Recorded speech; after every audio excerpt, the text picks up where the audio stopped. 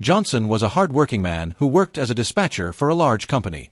One evening, he brought home a golden clock he had been trusted to deliver the next day. While he was away preparing for work, his 7-year-old daughter, Jenny, accidentally knocked the clock to the floor. It shattered. When Johnson returned and saw the broken clock, fear took over his heart. The clock belonged to a multi-billion-dollar company. In panic and frustration, he shouted at his daughter, words he would regret forever. That same night, Johnson left the house. His wife and daughter never saw him again.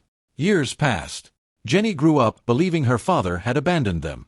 On Jenny's wedding day, as guests filled the grand hall, an old man approached the entrance, but they stopped him. "You can't come in here," they said.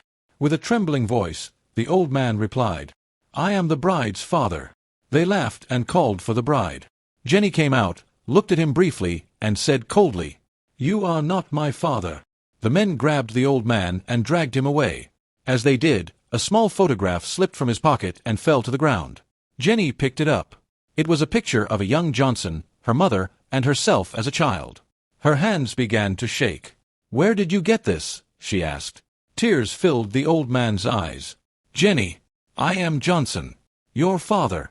The golden clock you broke that day belonged to a powerful company. I was arrested while going to report the damage. I was sentenced to prison. Today I completed my sentence." Jenny's knees gave way. She broke down, crying uncontrollably. For the first time, she understood. She ran to him, held him tightly, and begged, "Father, please take me as your daughter again." Moral: sometimes, the people we think abandoned us were actually suffering in silence for our sake.